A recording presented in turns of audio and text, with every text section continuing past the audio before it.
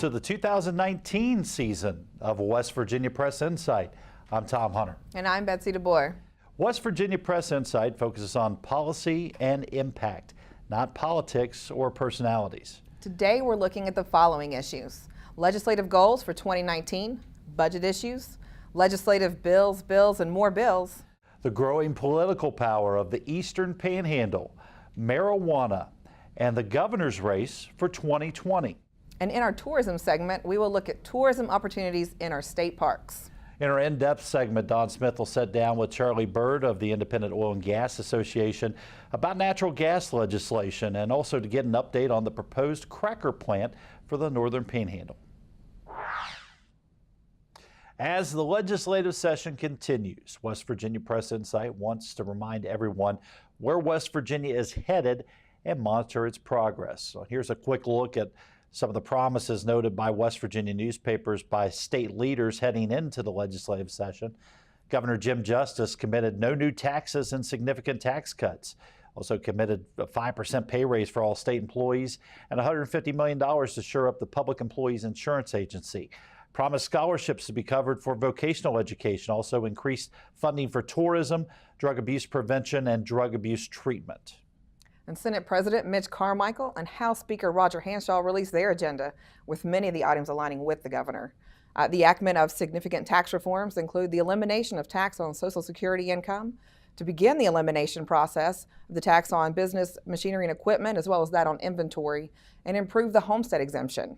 Another issue that they're looking at is improving compensation and benefits for state employees. And promoting broadband expansion and investment across the Mountain State. Also a big focus on education and expanding access to community college, technical schools, and workforce training opportunities, and to helping recruit business startup and investment capital.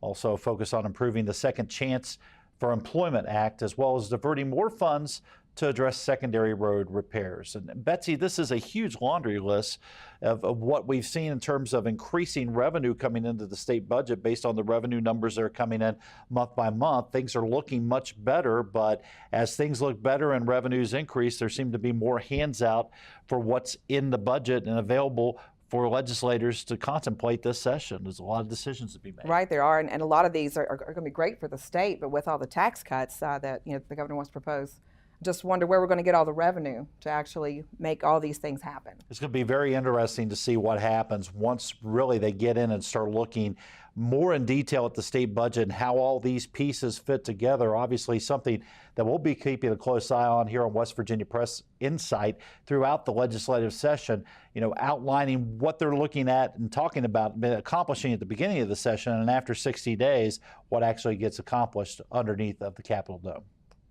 The Parkersburg News and Sentinel reports on a major topic of conversation this session: medical and recreational marijuana. David Byrd also notes in the Dominion Post the medical cannabis program is scheduled to take effect this July 1, but there are flaws in that law that was passed a couple sessions ago. Diana Stout with the State Treasurer's Office reports that a banking problem surfaced near the end of last session that could complicate the rollout of that program. Marijuana it's a Schedule I of the Controlled Substance Act, and it also has issues under the Bank Secrecy Act. So that causes problems and basically generally gets determined to be illegal in terms of the actions being taken by these various states. So the big question we always get is, why can everybody else implement this and we can't? And that's where we have the problem. We had banks that we normally deal with who basically for our concentration account, et cetera, who basically told us that they will not touch this money. And at the Capitol, the governor, the Senate president, and Speaker of the House seem willing to fix the medical marijuana problem, but there's no leadership support for the recreational use of marijuana. I want everyone here, though, to understand this and understand me loud and clear. I am adamantly, etched in stone, adamantly against recreational marijuana. Several recreational marijuana bills have been introduced this session. Those include House Bill 2376 and House Bill 2331, which would both legalize recreational use of the drug. Tom, with the marijuana issue, this could be a potential revenue stream for West Virginia. the proposed tax cuts that we have out there, but the additional funding that's going to be needed for the other issues the governor wants to address. This could be something that could really be looked at to help fund those projects. But there's a banking issue that's involved when you get into the marijuana industry. So what's that all about? Well, even with the rollout of the use of marijuana for medicinal purposes here in the state, which again is slated to begin July 1, there is a challenge in how you collect that revenue because the federal government still treats marijuana use as a crime. So that's the challenge, and how do you make that banking element work for us to take advantage of that revenue source and in a business that's been legalized here on the state level. And it's a challenge that not only West Virginia has faced, but the other states that have brought on marijuana use and legalized marijuana use for both medicinal and recreational purposes. It's a challenge that they've faced as well. Yeah, and there's certainly a lot of interest in this industry on both sides of the floor.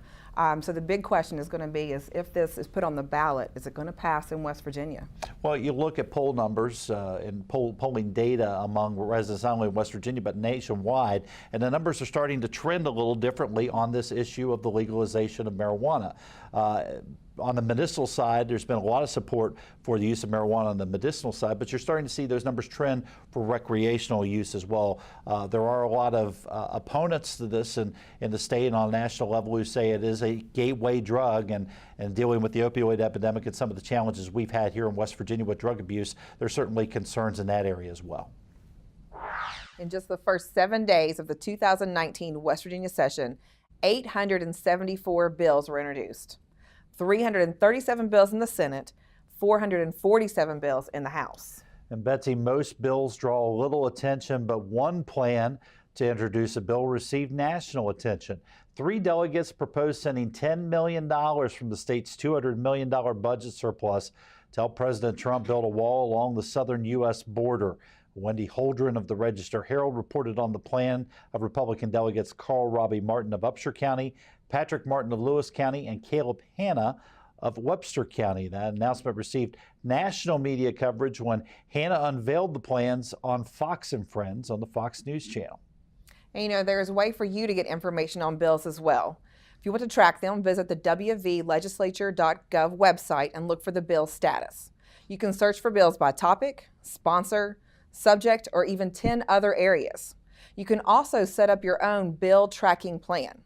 And some of the bills that you'll find this session, we're looking at 15 bills from the governor, 18 bills on higher education, a bill on the Environmental Protection Plan, 11 on economic development, 3 on energy, 2 on mining. I mean, there are a ton of bills coming out this year. Yeah, when you look at the legislative session, there's always a flurry of bills, particularly in the opening weeks. And just to look at the numbers typically during a legislative session, using the 2018 session as a barometer, there were 1,778 bills introduced last year during the 60-day regular session. At the end of 60 days of those 1,700 plus bills, only 260 of those bills, 15%, completed the legislative process. Well, the Big East is a familiar term for many West Virginians from the Mountaineers' time and the Powerhouse College Basketball Conference. But at the state capitol, the Big East has taken on a much different meaning now in reference to the growing power and presence of legislators from the Eastern Panhandle. Yeah, Tom, the Martinsburg Journal, Jim Condell reports on the political clout of the new Big East. And it's a powerful lineup. In the Senate, we have Senator Charles Trump from Morgan County. He's chair of the Judiciary Committee. Senator Craig Blair from Berkeley County, chair of the Finance Committee. And Senator Patricia Rucker of Jefferson County, chair of the Education Committee, with Blair as the vice chair. And the same is true in the House of Delegates, Betsy. In the House, in leadership positions, you have Delegate Darrell Coles from Morgan County, who serves as Speaker Pro Tem. Delegate Paul Espinosa from Jefferson County, he's a majority whip. Delegate Eric Householder of Berkeley County is the chair of Finance. Delegate Gary Howe of Mineral County is the chair of Government Organization. And Delegate Ruth Rowan of Hampshire County, she's the chair of Senior, Children, and Family Issues. And, you know, Tom, according to a lot of these senators, you know, and other representatives from that area in the Panhandle, they thought for a long time that their voice wasn't heard. You know, they were kind of an outlier of the state, and now not only do we have more of them in there, but we have both finance committees from the same county, from Berkeley County. Yeah, and again, that growing presence is a result of the population explosion in the region. the Eastern Panhandle now accounting for 10% of the state's population, and a lot of the tremendous economic growth that has occurred over along the I-81 corridor, including the attraction of Procter & Gamble for its major eastern U.S. manufacturing facility that was located just outside of Martinsburg. So a lot of big things happening and a lot of growth happening in that region, and as a result, a lot of power coming to the legislators representing that area. Okay, Tom, and now for the hottest rumor around the Dome and throughout the state. There's growing speculation that U.S. Senator Joe Manchin will run for governor in 2020 against Governor Jim Justice, who just announced his re-election campaign the week of his State of the State address. You know, are you going to run? Are you going to run? Are you going to run? And everything. You know, I mean, people ought to know. I mean, you know, I'm not one to, you know, spend people's time with suspense. Run to be re-elected as your governor in 2020. Lindsay Fleming reports in the Dominion Post that Senator Manchin didn't deny he was thinking about running for governor next year. When reporters asked him about a column penned by Metro News' Hoppy Kercheval, Manchin had the following response to that column and the questions. Quote, "All I'll say is this, the state of West Virginia deserves and needs a full-time governor. I've held that position and I know what it takes. You've got to live it, you've got to eat it, you've got to breathe it, and it's 24/7. And you don't have a surrogate running it for you. What I'm seeing now is not right. We'll see what happens in the future," unquote. And Tina Alve reported in the Register Herald that Justice points to his ability and willingness to turn the state around. According to Justice, he says not many people would stand up simply for the love of the state and her people. "I'll do it. I'll do it for nothing. I don't want anything. I believe there's still work to be done." Now, officially, aside from Justice, the only declared candidate in the race thus far, Stephen Smith, a Democrat, who is the former director of the West Virginia Healthy Kids and Families Coalition. He launched his campaign for governor here in the last month in Matewan in Mingo County, offering the following question to voters. What if the values of generosity and service and common sense that already guide our churches and neighborhoods also govern our state house? Well, Betsy, hard to believe that we just closed the books on an election cycle in November, closing out the 2018 elections, and now already looking at a race that seems a long way down the road, but a lot of interest around that 2020 gubernatorial race across the state of West Virginia. Yeah, Tom, there's even talk that Justice may face, you know, some other candidates in the primaries as well. So you look at a potential contested primary on the Republican side in 2020 with an incumbent governor and Governor Jim Justice. You look at the rumors and speculation surrounding a former governor, now U.S. Senator, getting into the race potentially, and already a declared candidate on the Democratic side of the ledger. And obviously you never know, particularly with registration numbers in the state. We may see an independent candidate emerge and come into the fray beyond the primary and make it a three-way race in the fall of 2020. So again, a lot of interest and a lot of discussion and a lot of speculation around this upcoming governor's race. And now Don Smith with In Depth. He's going to be speaking with Charlie Byrd, Executive Director of the Independent Oil and Gas Association for West Virginia. Hi, I'm Don Smith, and today on In Depth we have Charlie Byrd, Executive Director of Ioga, West Virginia. We're going to talk legislation impacting the natural gas industry and get an update on the possible cracker plant around the Northern Panhandle. Charlie, thanks for being here. Don, thank you. It's my privilege. I want to thank Charlie for coming in. He literally just ran from the Capitol to get here, where he was in committee hearings on legislation. Charlie, Senator Randy Smith, in talking about energy legislation this year, said there wasn't quite as much and maybe nothing as impactful as last year's code tenancy legislation. But there's still several bills that you guys are monitoring and watching. Can you tell us a little bit about what your key issues are? Sure. Ioga has introduced a bill, or had working to introduce a bill to reduce spacing on deep wells, or to modify the spacing on deep wells. That is a piece of legislation that will further enhance our producers' ability to drill into the Utica Shale, which is deeper than the Marcellus. So statutorily, that's a deep well, not a shallow well. So we'll see where that legislation goes sometime. In terms of spacing, are you talking how many you could have in, say, an acre of ground, or is it underground that we wouldn't even know, the people wouldn't notice? It would be the underground spacing that we're talking about. Okay. And there's just a little bit of discussion on exactly what that spacing should be. So we continue to work with the DEP to get that right. Well, Charlie, is this? I mean, I know that they've been doing fracking for a long time. They've been mining for a long, doing wells for a long time. But is this, for West Virginia, this legislation is needed because this is relatively new in our area, right? Or at least the development of it, the size of it. Well, the development of the Marcellus and then ultimately the Utica started in 2008 when Chesapeake Energy rolled into West Virginia. Since then, there's been quite a few horizontal producers in and out. You're down to the point now that there's about a dozen left, and that's probably about who you're going to see drilling those lateral wells. Okay, great. Well, I think there are certainly the gas industry is growing in the state. One of the things that's important for a lot of residents in the state, in addition to the royalties and the things for the property owners, but is the jobs related to it. Now, one of the bills this year I saw Senate Bill 52. That incentivizes companies to economic development and jobs and that type of thing. Is that the goal for that bill? That appears to be the goal of that bill. That bill was taken up today in Energy and Industry and Mining Committee in the Senate.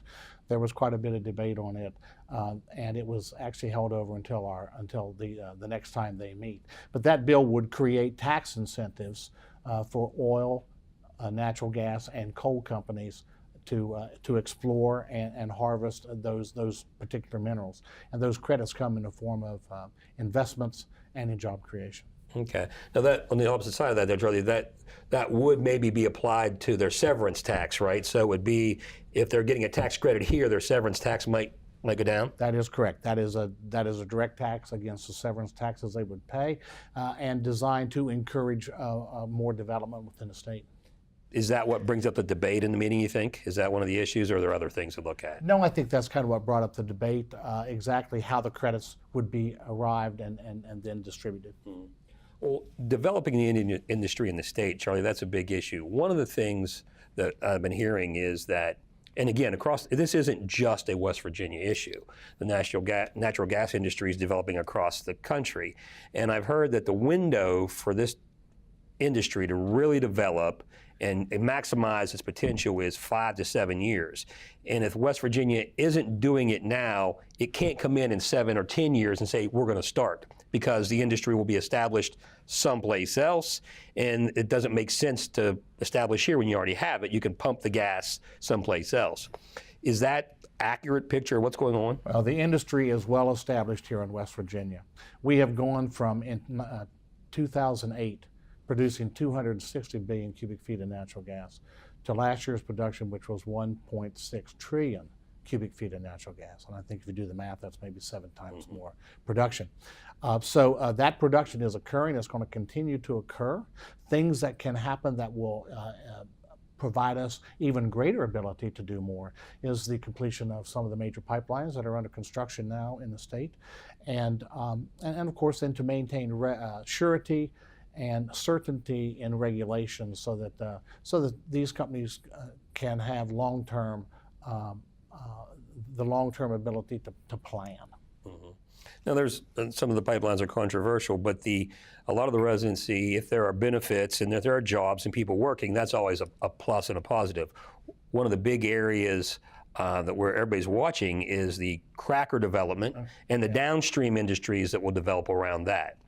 I know that the new governor of Ohio, Mike DeWine, talked about, he was excited. He just was sworn in last week, but one of his first statements was, I'm really looking at Dilly's Bottom and the possible cracker plant, and it's an incredibly important economic generator for both Ohio and West Virginia. And on my point, I was impressed that in that speech, he mentioned West Virginia as a partner. Now, that's something that we talked about a moment ago. You said that was planned. That's not just an accident that's happening. No.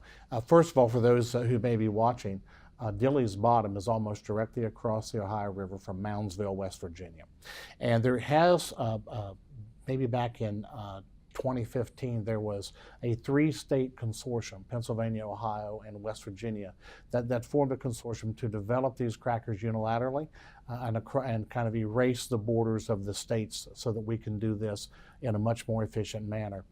The fact that cracker plant might locate in Ohio right across the river from Moundsville is okay, because the ancillary businesses that will come and be developed around that cracker that is where all those downstream jobs you hear talked about will be occurring, and West Virginia will be in a great position to have sites, buildings, and access to those who want to come in and locate after the cracker gets up and running. Charlie, you mentioned Moundsville, and I'm a Moundsville native, and when they built the bridge, sometimes it was referred to as one of the bridges to nowhere because it connected Moundsville with Dilly's Bottom, and Moundsville, of course, was developed, but there was a bridge in Ohio, and in Wheeling, and there's a bridge in New Martinsville, and that bridge didn't seem to go to a lot of places, but I'm sure that bridge and the access to West Virginia and the easy access to Route 2 and Route 7 is probably a key factor in that site consideration, or one of the factors. Yes, transportation corridors cannot be understated when you go to build or develop one of these crackers: river, rail, and highway. And that site has all three, and it's a half a mile from West Virginia. That's a great opportunity for us. Charlie, in closing, one of the bills that, while it's not solely related to the natural gas industry, is the governor's plan to, I think it's introduced on his behalf, to change the property tax on machinery and inventory and such items. How important is that passage of that bill to the industry growth moving forward? Well, of course, that what will get passed, I think, is a resolution to place that on the ballot for a constitutional change. Should that occur, what would happen? I am told, a little bit out of my area of expertise, but once that is reduced, then that opens the doors to manufacturing companies being able to come into the state and better compete here under our tax structure as they do in other parts of the country. Okay. Charlie, the gas industry is growing. A lot of people work in it. What's something that people don't know or that you would like people to understand about what's going on right now with the natural gas development in West Virginia? Well, I think everyone needs to understand that this is probably the one single most great hope for West Virginia. We are going to drill wells. We're going to produce natural gas. We're going to have jobs. We're going to create not only just in-house jobs or direct jobs, but the opportunity to create indirect and induced jobs cannot be understated. The cracker alone, they are talking about 100,000 jobs downstream. That's pretty exciting if you're a West Virginian, and you want the opportunity to have your children stay in the state of West Virginia, as opposed to having to leave the state to find employment other places. Okay. Charlie, thanks for your time. I appreciate you being here. Thank you, Don. Next on West Virginia Press Insight, Betsy DeBoard takes a look at state parks in West Virginia. West Virginia state parks and forests offer 4 season activities. From extreme outdoor adventure to affordable family fun or a getaway for 2, there's something available for everyone. To make it easier, the State Parks website allows you to search for your fun. And it's worth noting, through February 1st, stay 2 nights, get a 3rd night free with the promotional code SNOWFLAKE. Now let's take a look at wvstateparks.com.